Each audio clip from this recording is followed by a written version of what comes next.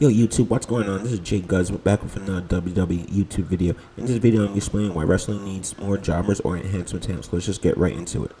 Alright, so right away I'm going to say this. Wrestling doesn't create enough stars, but here's the thing. 50/50th booking does not help make new stars. In fact, it hurts the new stars because when you keep putting these new talents in there against established names and they keep on tapping out or getting pinned clean, it makes them look like they're not elite. It makes them look like they're not super talented. They look like the enhancement talent. So no, 50/50 booking does not make stars. In fact, only hurts the new stars. WWE specifically creates maybe 2, 3 new stars every single year. Maybe 4 if they're feeling crazy.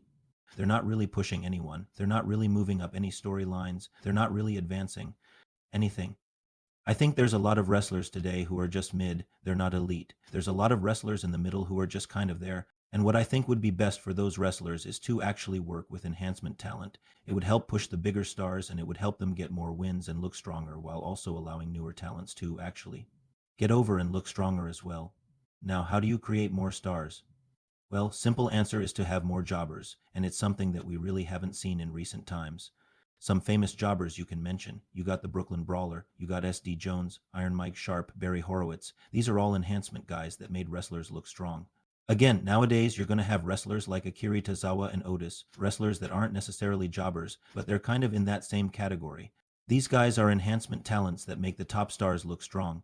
And also, let's not forget that enhancement talent protects wrestlers from looking weak. A lot of the times you'll see two big stars, they're going to face off against each other. Maybe there's a little bit of bad blood. Now, usually the story is that these two wrestlers can't stand each other. They're going to fight at the next pay-per-view or premium live event. But what happens in the meantime? Well, usually they'll face off in a non-title match and it will end in a disqualification or a double count out. It happens all the time. But guess what? It shouldn't happen. And the reason why it shouldn't happen is because these guys can't stand each other. If they can't stand each other, one of them should get the clean win, and you can do this by having the other wrestler face off against a jobber. So what do we have to do? We need to bring back squash matches. Now, a lot of fans complain about squash matches, but squash matches are very important.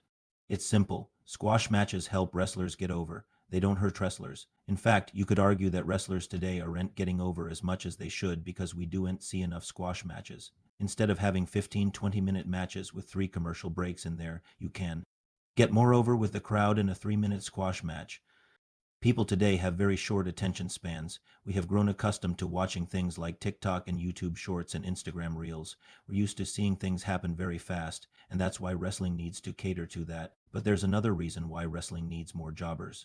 Now, I know a lot of fans today don't like the idea of 50/50th booking, meaning that they don't want wrestlers to keep on losing all the time.